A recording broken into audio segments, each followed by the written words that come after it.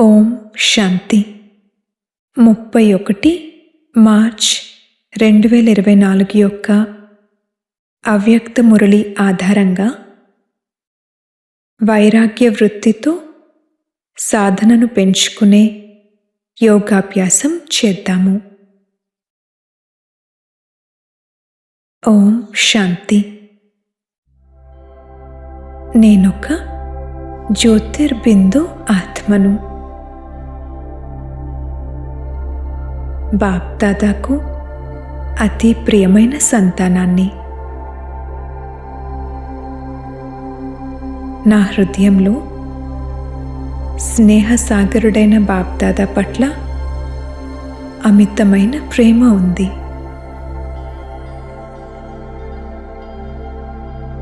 నా హృదయపూర్వక స్నేహం హృదయాభిరాముడైన బాబా వద్దకు చేరుకుంది.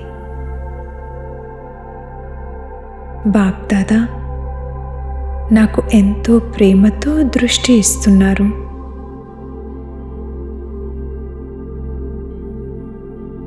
నాపై వారి వరదాని హస్తాన్నుంచారు. వారు నాకు తెరిచి ఉన్న వరదానాల ఖజానాను ఇచ్చారు.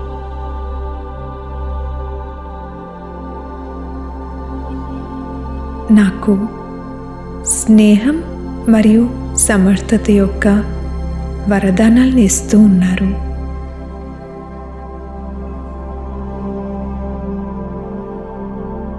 నాకు విల్ పవర్ను, శక్తిని, ధైర్యాన్ని, ఉల్లాస ఉత్సాహాలను ఇస్తూ పాలన చేస్తున్నారు.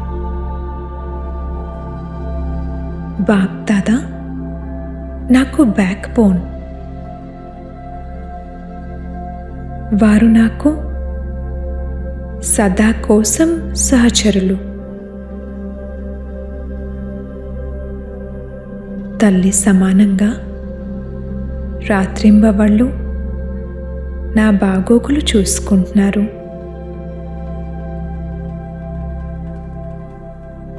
వారు నాకు ఛత్రఛాయ.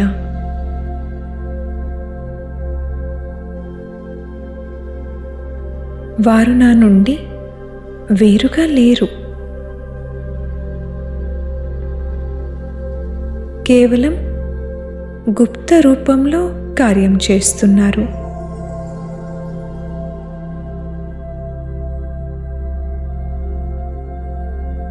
నా సత్యమైన హృదయం యొక్క స్నేహానికి రిటర్న్లో ఈ శ్రేష్ఠ భాగ్యం నాకు ప్రాప్తించింది. ఇంతకాలం ఏ స్నేహమైతే చెల్లాచెదురైపోయిందో, కొంత ఇక్కడ కొంత అక్కడ, ఆ స్నేహమంతటినీ ఇప్పుడు నేను వారొక్కరితోనే జోడించాను. ఇంతకు ముందు వేరువేరు సంబంధాలుండేవి. ఇప్పుడు ఒక్కరిలోనే సర్వ సంబంధాలను అనుభవం చేస్తున్నాను.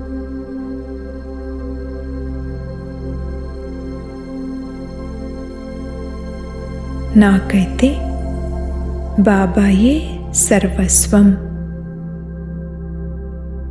హృదయాంతరాల నుండి నా బాబా, నా బాబా అని వెలువడుతుంది.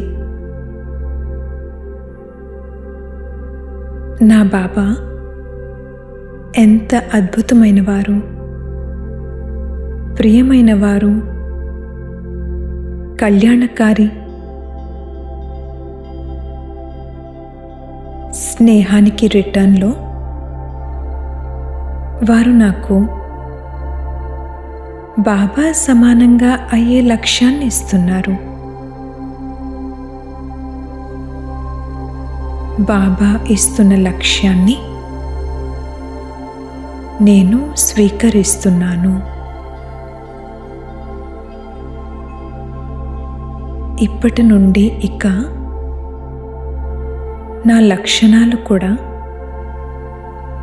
బాబా సమానంగా కనిపిస్తూ ఉన్నాయి.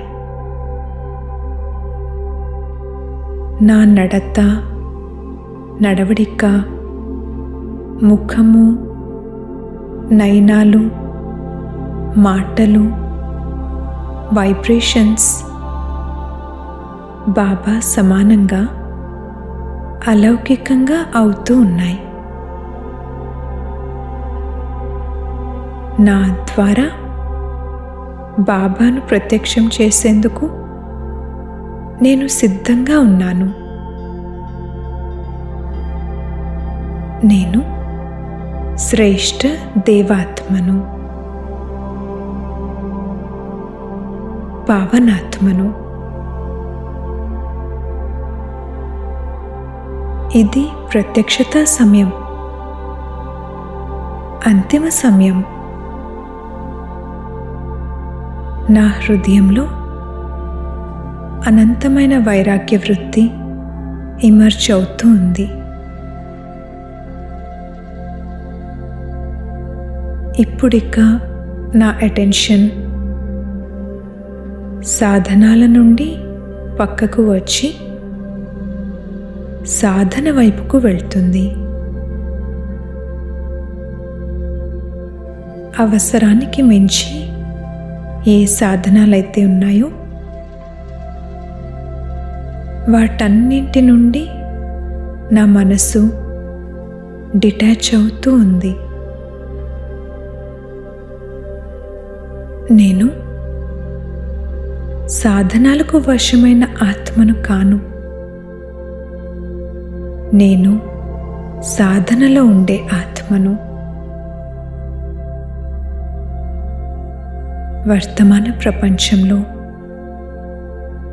కోరికలకు వశమై ఆత్మలు చాలా చింతాగ్రస్తంగా ఉన్నారు.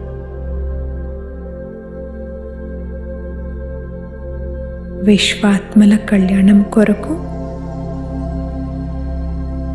నా వైరాగ్య వృత్తి యొక్క వాయుమండలం సేవ చేస్తుంది. నా అనంతమైన వైరాగ్య వృత్తి యొక్క వాయుమండలం లేకుండా ఆత్మలు సుఖంగా, శాంతిగా అవ్వలేరు. చింత నుండి విముక్తులుగా అవ్వలేరు. నేను వృక్షం యొక్క వేర్ల స్థానంలో ఉన్నాను. నేనే పునాదిని. నేను వేర్ల స్థానంలో కూర్చుని ఉన్న తపస్వి ఆత్మను. నేను దయార్థ హృదయ ఆత్మను. ఇప్పుడు మనసా సేవ చేస్తున్నాను. బాబా నుండి దివ్యమైన బంగారు రంగు కిరణాలు నాపై పడుతున్నాయి. బాబా శక్తిని నేను స్వయంలోకి స్వీకరిస్తున్నాను. సర్వాత్మలను దయాదృష్టితో చూస్తున్నాను.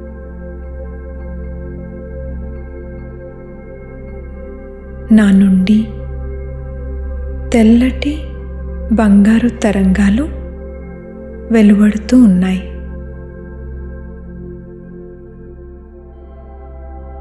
ఈ తరంగాలు మొత్తం వృక్షంలో వ్యాపిస్తున్నాయి.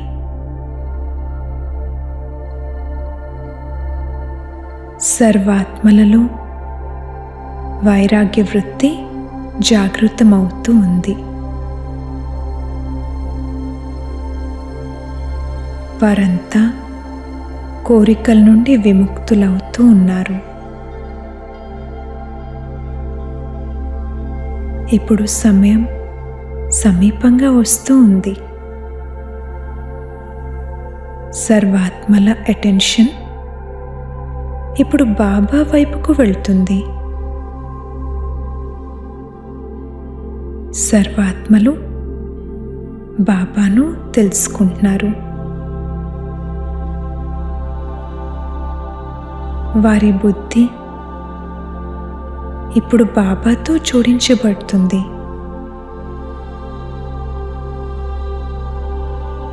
సర్వాత్మలు ముక్తి, జీవన్ముక్తిని పొందుతున్నారు. ఈ విధంగా మనసా సేవ చేస్తూ ఇక నేను ఇప్పుడు పరంధామంలో బాబా ప్రేమలో లీనమైపోతున్నాను.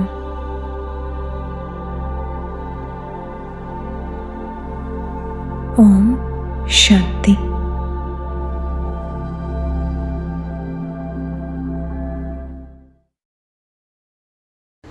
ఓం శాంతి. మధురమైన పిల్లలారా, తండ్రిని ప్రీతిగా స్మృతి చేస్తే మీరు పూర్తిగా తృప్తి చెందుతారు. దృష్టి ద్వారా తృప్తి చెందుట అంటే నజర్సే నిహాల్, విశ్వాధికారులుగా అవ్వటం. ప్రశ్న: నజర్సే నిహాల్ కిందా స్వామి సద్గురు, దీని వాస్తవిక అర్థమేమిటి? జవాబు: ఆత్మకు తండ్రి ద్వారా మూడవ నేత్రం లభించింది. కంటి ద్వారా తండ్రిని గుర్తించినప్పుడే ఆత్మ సంపూర్ణ తృప్తి చెందుతుంది, అంటే సద్గతి లభిస్తుంది. తండ్రి చెప్తూ ఉన్నారు, పిల్లలు దేహీ అభిమానులుగా అయ్యి మీరు నాపై దృష్టిని నిలపండి, అంటే నన్ను స్మృతి చెయ్యండి. ఇతర సాంగత్యాలన్నీ వదిలి ఒక్క నాతోనే జోడించండి. అప్పుడే మీ స్థితి అంటే నిరుపేదల నుండి తృప్తి అనగా శ్రీమంతులుగా అవుతారు. ఓం శాంతి. మధురాతి మధురమైన ఆత్మీక పిల్లలు ఎవరి దగ్గరికి వచ్చారు? ఆత్మీక తండ్రి దగ్గరికి మేము శివబాబా వద్దకు వెళ్తున్నామని భావిస్తారు. శివబాబా సర్వ ఆత్మల తండ్రి అని కూడా ఆత్మలకి తెలుసు. అంతేకాక వారు సుప్రీం టీచర్, సుప్రీం సద్గురువు కూడా అని పిల్లలకు నిశ్చయం ఉండాలి. సుప్రీం అంటే పరం శ్రేష్టము, వారినొక్కరిని స్మృతి చేయాలి. దృష్టి కలుపుతారు. నజర్సే నిహాల్ కిందా స్వామి సద్గురు అను గాయనం ఉన్నది. దాని అర్థం తెలుసుకోవాలి. దృష్టితో తృప్తి ఎవరిని తృప్తిపరిచారు? ప్రపంచమంతటిని తృప్తిపరచారని తప్పకుండా అనాలి. ఎందుకంటే వారు సర్వులకి సద్గతి దాత, అందరినీ ఈ పతిత ప్రపంచం నుంచి తీసుకువెళ్ళేవారు. అయితే ఇప్పుడు దృష్టి ఎవరిది?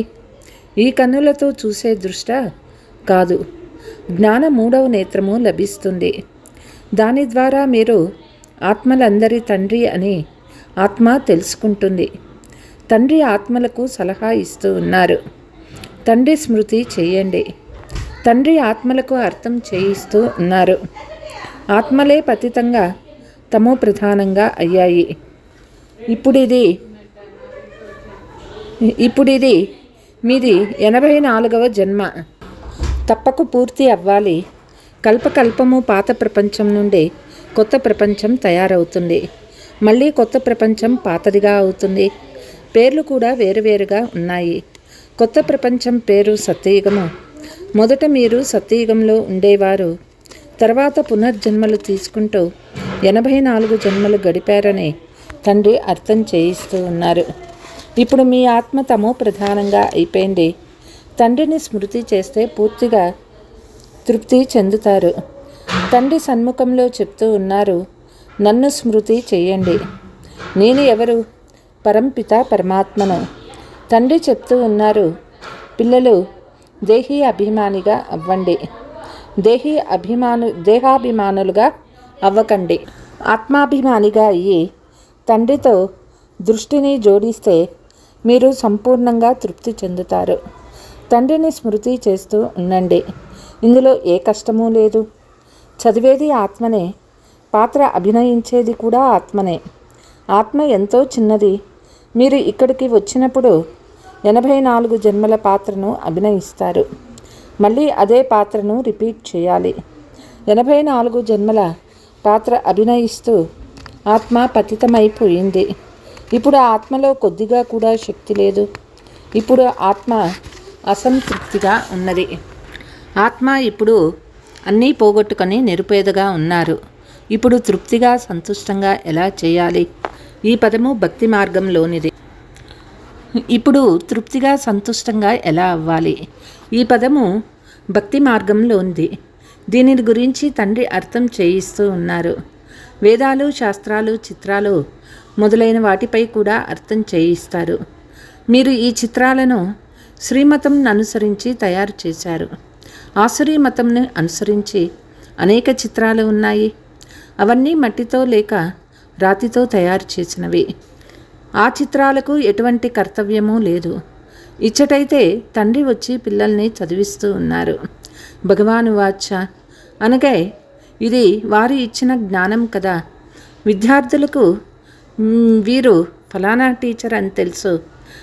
అనంతమైన తండ్రి ఒక్కసారి మాత్రమే వచ్చి ఇటువంటి అద్భుతమైన చదువుని చదివిస్తారని పిల్లలు మీకు తెలుసు. ఈ చదువుకి ఆ చదువుకి రాత్రి పగలు ఉన్నంత వ్యత్యాసం ఉంది. ఆ చదువు చదువుతూ రాత్రి అయిపోతుంది. ఈ చదువు ద్వారా పగల్లోకి వెళ్ళిపోతాము. ఆ చదువు అయితే జన్మాంతరాలుగా చదువుతూ వచ్చారు. ఇందులో తండ్రి స్పష్టంగా తెలుపుతున్నారు. ఆత్మ ఎప్పుడు పవిత్రమైపోతుందో అప్పుడు ధారణ జరుగుతుంది. పులిపాలు బంగారు గిన్నెలో మాత్రమే నిలుస్తాయి చెప్తారు. ఇప్పుడు మనం బంగారు పాత్రగా తయారవుతున్నామని పిల్లలు మీకు తెలుసు. ఉండేది మనుషులే కానీ ఆత్మ సంపూర్ణ పవిత్రంగా అవ్వాలి. 24 క్యారెట్ల బంగారు వలె ఉండేది. ఇప్పుడు 9 క్యారెట్ల బంగారం వలె తయారైపోయింది. ప్రకాశవంతంగా వెలుగుతున్న ఆత్మజ్యోతి ఇప్పుడు మసిపూసిన దీపం వలె ప్రకాశం తగ్గిపోయింది. ఆత్మజ్యోతి వెలిగి ఉన్నవారిని ఆరిపోయి ఉన్నవారికి చాలా తేడా ఉంటుంది. జ్యోతి ఎలా వెలుగుతుంది, పదవి ఎలా పొందుకుంది, ఈ విషయాలను తండ్రి మాత్రమే అర్థం చేయిస్తారు. తండ్రి చెప్తూ ఉన్నారు, తండ్రి స్మృతి చెయ్యండి. తండ్రిని ఎవరైతే మంచి రీతిగా స్మృతి చేస్తారో బాబా వాళ్ళకి మంచి రీతిగా స్మృతి చేస్తారు. నజర్సే నిహాల్ చేయవారు స్వామి అయినా తండ్రి ఒక్కరేనని పిల్లలకి తెలుసు. ఇతని ఆత్మ కూడా తృప్తి చెందుతుంది. మీరందరూ దీపపు పురుగులు, వారు దీపము అని అంటారు. కొన్ని దీపపు పురుగులు కేవలం ప్రదక్షిణం చేసేందుకు వస్తాయి. కొన్ని మంచి రీతిగా గుర్తిస్తాయి. అప్పుడు జీవించి ఉండే మరణిస్తాయి. కొన్ని చుట్టూ తిరిగి వెళ్ళిపోతాయి. మళ్ళీ అప్పుడప్పుడు వస్తాయి, మళ్ళీ వెళ్ళిపోతాయి. ఈ గాయనం అంతా సంగమయుగందే. ఈ సమయంలో ఏవేవి జరుగుతున్నావో అవి శాస్త్రాలుగా తయారవుతాయి. తండ్రి ఒక్కసారి మాత్రమే వచ్చి వారసత్వం ఇచ్చి వెళ్ళిపోతారు. అనంతమైన తండ్రి తప్పకుండా అనంతమైన వారసత్వాన్ని ఇస్తారు. 21 తరాలు అనే గాయనం కూడా ఉంది. సత్యయుగంలో వారసత్వం ఎవరిస్తారు? రచయిత అయిన భగవంతుడే. అర్ధకల్పం కొరకు వారి రచనకు వారసత్వాన్ని సంగమయుగంలోనే ఇస్తారు. అందరూ వారినే స్మృతి చేస్తారు. వీరు తండ్రియే కాక టీచర్, స్వామి, సద్గురువు కూడా అయ్యారు. భలే మీరు ఇతరులెవరినైనా స్వామి, సద్గురు అని అంటూ ఉండవచ్చు. కానీ సత్యమైన వారు ఒక్క తండ్రి మాత్రమే. ఎప్పుడూ సత్యమైన వారు అని ఆ తండ్రి మాత్రమే పిలువబడతారు. సత్యమైన తండ్రి వచ్చి ఏం చేస్తారు? వారు పాత ప్రపంచాన్ని సత్యఖండంగా తయారు చేస్తారు. సత్యఖండం కొరకు మనము పురుషార్థం చేస్తూ ఉన్నాము. సత్యమైన ఖండం ఉన్నప్పుడు ఇతర ఖండాలేవి లేవు. ఇవన్నీ తర్వాత వస్తాయి. సత్యఖండం గురించి ఎవ్వరికీ తెలియదు. పోతే ఇప్పుడున్న ఖండాల గురించి అయితే అందరికీ తెలుసు. ప్రజలకు తమ తమ ధర్మస్థాపకుల గురించి తెలుసు. అయితే సూర్యవంశము, చంద్రవంశము, ఈ సంగమ యుగంలోని బ్రాహ్మణ కులం గురించి ఎవ్వరికీ తెలియదు. ప్రజాపిత బ్రహ్మను అంగీకరిస్తారు. బ్రాహ్మణులమైన మేమే బ్రహ్మ సంతానమని అంటారు. కానీ వారు గర్భజనితులు. మీరు ముఖవంశావళికి చెందినవారు. వారు అపవిత్రులు. మీరు పవిత్రమైన ముఖవంశావళి వారు. మీరు ముఖవంశావళిగా తయారయ్యి మళ్ళీ చీచీ ప్రపంచమైన రావణరాజ్యం నుండి వెళ్ళిపోతారు. అక్కడ రావణరాజ్యం ఉండదు. ఇప్పుడు మీరు నూతన ప్రపంచంలోకి వెళ్ళిపోతారు. దానినే నిర్వికారి ప్రపంచమని అంటారు. ప్రపంచమే కొత్తదిగా పాతదిగా అవుతుంది. అది ఎలా అవుతుందో కూడా ఇప్పుడు మీరు అర్థం చేసుకున్నారు. ఇది ఇతరులెవ్వరి బుద్ధిలోనూ లేదు. లక్షల సంవత్సరాల విషయమైతే ఎవరూ తెలుసుకోరు. ఇది కొద్ది సమయం విషయమే. తండ్రి కూర్చొని ఇదంతా పిల్లలకు అర్థం చేయిస్తున్నారు. ముఖ్యంగా భారతదేశంలో ధర్మగ్లాని అయినప్పుడే నేను వస్తానని తండ్రి చెప్తూ ఉన్నారు. నిరాకార పరమాత్ముడంటే ఎవరో ఇతర స్థానాలలోని వారికి ఎవ్వరికీ తెలియదు. పెద్ద పెద్ద లింగాకారాలను తయారు చేసి ఉంచేశారు. ఆత్మ సైజు ఎప్పుడూ చిన్నది పెద్దదిగా అవ్వదని పిల్లలకు అర్థం చేయించబడింది. ఆత్మ ఎలాగైతే అవినాశియో తండ్రి కూడా అవినాశియే. వారు సుప్రీం ఆత్మ. సుప్రీం అంటే వారు సదా పవిత్రులు, అంతేకాక నిర్వికారులు. ఆత్మలైన మీరు కూడా నిర్వికారులుగా ఉండేవారు. ప్రపంచం కూడా నిర్వికారిగా ఉండేది. దానిని సంపూర్ణ నిర్వికారి ప్రపంచమని, నూతన ప్రపంచమని అంటారు. అది మళ్ళీ తప్పకుండా పాతదిగా అవుతుంది. కళలు తగ్గిపోతూ వస్తాయి. 2 కళలు తగ్గిన చంద్రవంశీల రాజ్యం ఉండేది. తర్వాత ప్రపంచం పాతదైపోతూ ఉంది. తర్వాత వేరు ఖండాలు వస్తూ ఉంటాయి. వాటిని బైఫ్లాట్ అని అంటారు. అయితే అన్నీ కలిసి పోతాయి. డ్రామా ప్లాన్ అనుసారము ఏది జరుగుతుందో అది మళ్ళీ రిపీట్ అవుతుంది. బౌద్ధుల ధర్మస్థాపకుడు వచ్చి ఎంతోమందిని బౌద్ధ ధర్మంలోకి తీసుకువెళ్ళాడు. ధర్మాన్నే మార్చేశారు. హిందువులు తమ ధర్మాన్ని తామే మార్చుకున్నారు. ఎందుకంటే కర్మభ్రష్టమైనందున ధర్మభ్రష్టంగా కూడా అయిపోయాయి. వామ మార్గంలోకి వెళ్ళిపోయారు. జగన్నాథ మందిరంలోకి ఉడాబలే వెళ్ళి ఉంటారు. కానీ విగ్రహాలు ఎలా ఎందుకున్నాయని ఎవ్వరికీ ఆలోచన నడిచి ఉండదు. స్వయం వికారులైనందున వారిని కూడా వికారులుగా చూపించారు. అంతేగాని పవిత్రంగా ఉండిన దేవతలు వామ మార్గంలోకి వెళ్ళినప్పుడు ఇలా అయ్యారని వారికి తెలియదు. మందిరంలోని చిత్రాలన్నీ ఆ సమయంలోనివే. దేవతలనే పేరు చాలా మంచి పేరు. హిందువులనేది హిందుస్థానం యొక్క పేరు. స్వయాన్ని హిందువులని చెప్పుకున్నారు. చాలా పెద్ద తప్పు జరిగిపోయింది. అందుకే తండ్రి యదా యదా హి ధర్మస్య అని చెప్తూ ఉన్నారు. తండ్రి భారతదేశంలో వస్తారు, అంతేగాని నేను హిందుస్థానంలో వస్తానని చెప్పరు. ఇది భారతదేశము. హిందుస్థానం కానీ హిందూ ధర్మం కానీ లేనే లేవు. హిందుస్థానం అనే పేరును ముసల్మానులు పెట్టారు. ఇది కూడా డ్రామాలో నిర్ణయించబడింది. మంచి రీతిగా అర్థం చేసుకోవాలి. ఇది కూడా జ్ఞానమే. పునర్జన్మ తీసుకుంటూ వామ మార్గంలోకి వస్తూ భ్రష్టాచారులుగా అయిపోతారు. దేవతల ముందుకు వెళ్ళి మీరు సంపూర్ణ నిర్వికారులని, మేము వికారీ పాపులమని అంటారు. ఇతర ఖండంలోని వారెవరూ ఈ విధంగా చెప్పరు. మేము నీచులము, మాలో ఏ గుణాలు లేవని అనడం ఎప్పుడూ విని ఉండరు. సిక్కు మతస్థులు కూడా ముందు కూర్చుంటారు.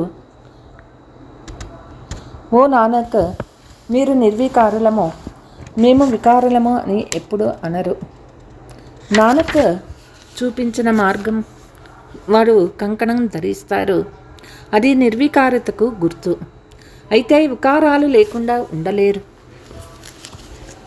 అసత్యపు గుర్తులు ఉంచుకున్నారు.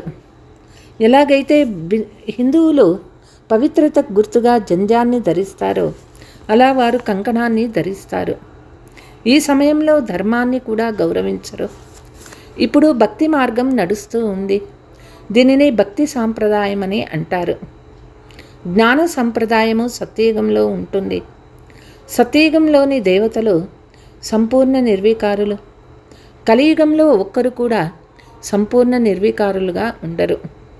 ప్రవృత్తి మార్గము వారిని తండ్రే స్థాపన చేస్తారు. మిగిలిన గురువులందరూ నివృత్తి మార్గంలోని వారు. వారి ఫోర్సు ఎక్కువైపోయింది. తండ్రి చెప్తూ ఉన్నారు, మీరు ఏదైతే ఇంతవరకు ఎవరి ద్వారా చదువుకున్నారో వారందరినీ నేను కలవను.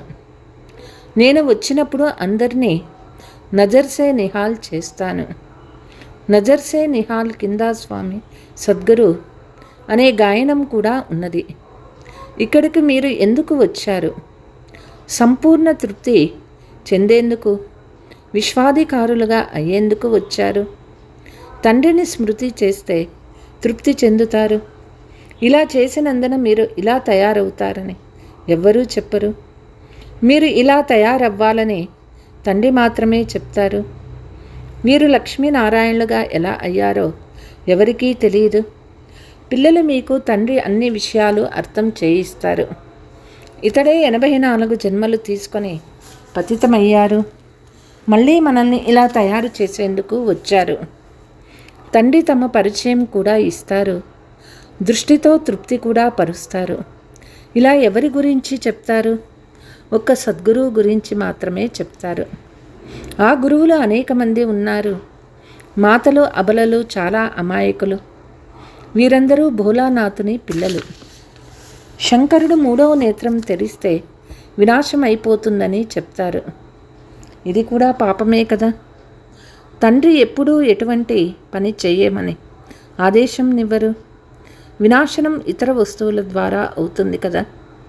తండ్రి ఎటువంటి ఆదేశం ఇవ్వరు.